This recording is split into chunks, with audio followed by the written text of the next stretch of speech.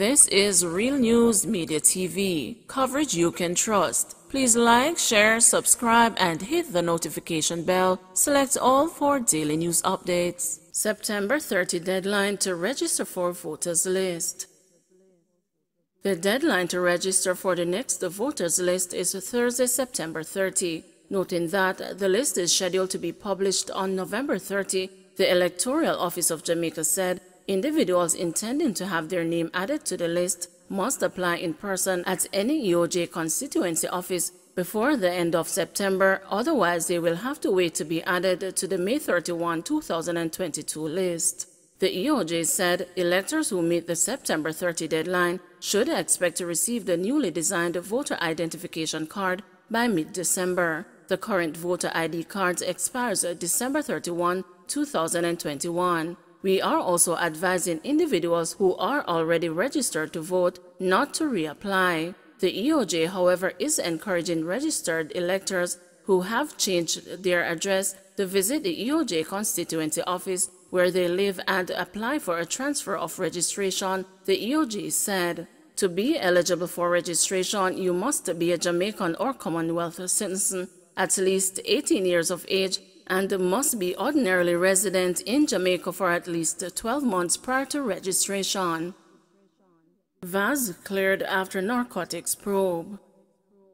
Former United States Ambassador to Jamaica Donald Tapia has declared that a full investigation by local and American law enforcement agencies found no evidence that Minister of Energy, Science and Technology Darrell Vaz had any involvement or connection with illegal narcotics. Tapia, in a letter in August to 47 U.S. senators, said shortly after he assumed duties in Jamaica, he was made aware of allegations linking Vaz to illegal drugs. He said on that basis, it was decided that the visitor's visa issued to the Westmoreland Portland Member of Parliament should be revoked. According to Tapia, after the 2020 general election, he was approached by Prime Minister Andrew Holness, who requested that his office review the allegations against Vaz. Tapia said he agreed on the basis that Jamaican law enforcement agencies conduct a similar review. After the law enforcement agencies provided their findings to Prime Minister Andrew Holness, it was found that the allegations were not factual, said Tapia in a letter. He said a similar probe conducted by U.S. agencies found that all reports were hearsay allegations to a new one-year B1B2 visa issued to Vaz with an annotation which refers to controlled substance traffickers. In his letter, Tapia argued that the U.S. was incorrect in revoking the visa issued to Vaz and should be returned as soon as possible. Police Federation calls emergency meeting in response to wage offer. The Jamaica Police Federation has called its central executive to an emergency meeting this morning, having received the government's wage offer for the next contract period on Friday. Corporal Rohan James, chairman of the Federation, told the news that the members are in a militant mood arising from the response of the Ministry of Finance and the Public Service. The Federation was already restive over the delay in the start of wage negotiations. Corporal James, who declined to give details of the government's wage offer, said the group will announce its next move following today's meeting. We would have attended the ministry on the 21st of September and met with the minister and his technocrats. He promised to have reduced in writing what was discussed. We received on Friday afternoon the documentation from the Ministry of Finance, and we will now be meeting with our secretaries and chairmen of the Giant Branch Board on Monday morning at 10 a.m. at the Police Officers Club to discuss the package in its entirety and the way forward. U.S. CBP reports increase in Ganja currency seizures from travelers to and from Jamaica. U.S. Customs and Border Patrol is reporting that over the last 5 weeks, it has made more than a dozen Ganja and currency seizures involving persons traveling to and from Jamaica's Sangsters International Airport in Montego Bay. The seizures took place at Baltimore-Washington International Airport. CBP officers seized a combined $80,388 in unreported currency from 5 travelers and assessed a combined 4,000 in zero-tolerance penalties to 8 travelers for marijuana possession. CBP did not release the names of the travelers because they were not criminally charged.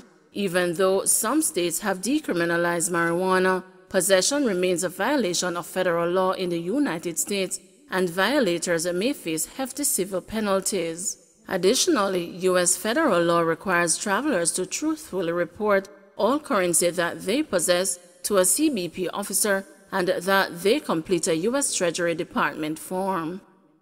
Doctor's car stolen from Maypen Hospital. Medical doctor Joshua Day was left in shock last Friday after his car was stolen from the hospital's parking lot while he labored away in the Maypen Hospital's COVID-19 isolation ward. Day told the news that the last time he saw his white Toyota Axio was when he parked it in the hospital's main parking lot about 8:40 a.m. He had parked there as the staff parking lot's limited spaces were all taken, he explained.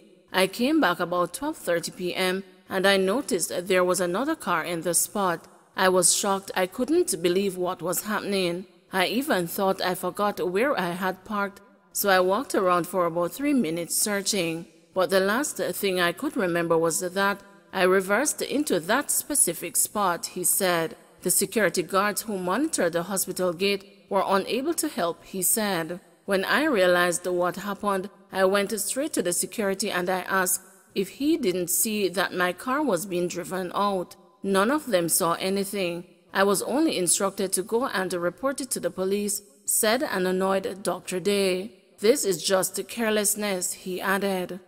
Former JCF member charged with murder.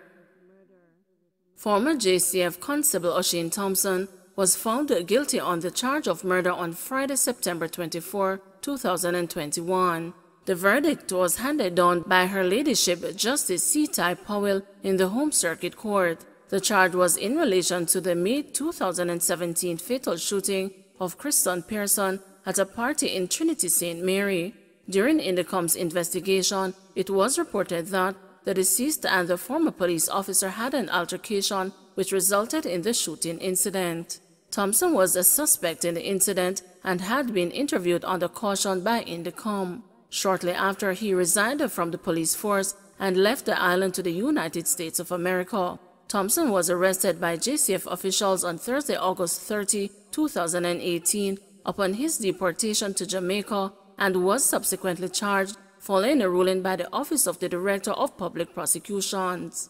During summation, Her Ladyship Justice Ty Powell said that the use of firearm was unnecessary, unjustified, and that the prosecution proved the case beyond a reasonable doubt and negative the self-defense. The judge-only trial began in July 2021 in the St. Mary Circuit Court. The social inquiry and antecedent reports are to be completed before the accused return to court for sentencing on October 22, 2021. OUR investigates complaints of frequent outages in some communities.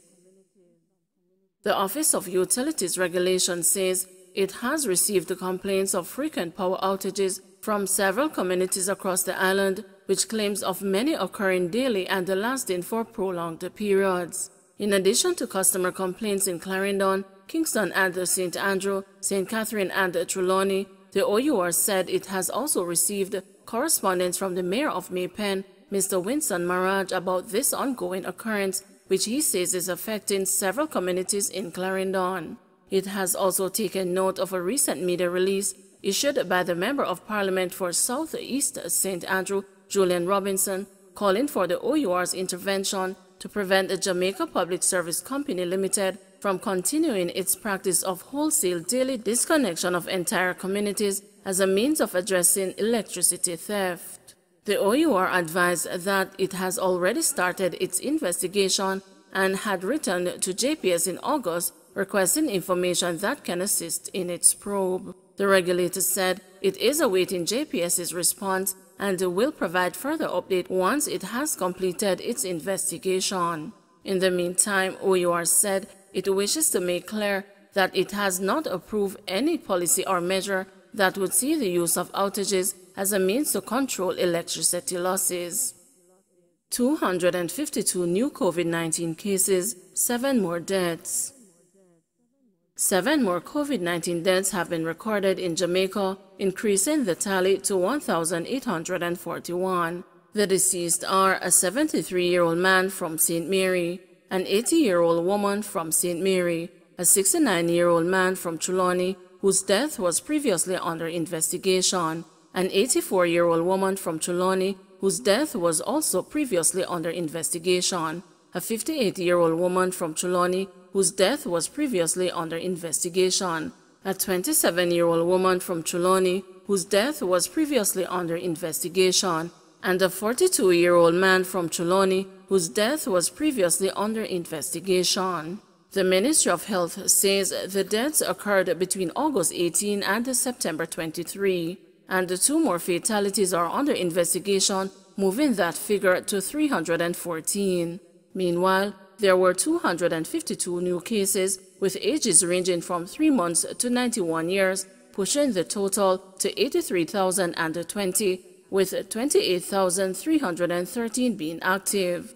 Of the new cases, 142 are women and 110 are men. The parish breakdown is as follows: Kingston and St. Andrew 65, St. Catherine 56, St. James 23, Clarendon 10, St. Anne 22, St. Mary 19, St. Thomas 18, St. Elizabeth 9, Westmoreland 9, Trelawney 9, Hanover 6, Manchester 5, and Portland 1. A total of 1,349 tests were conducted. The country's positivity rate stands at 20.6%. In the meantime, there were 195 more recoveries, increasing the total to 52,292. Some 619 persons are in hospital, with 150 being moderately ill, 96 severely ill, and 46 critically ill. 1 person is in government quarantine, while 37,551 are at home. Don't forget to like, share, subscribe, and hit the notification bell. Select all for daily news updates.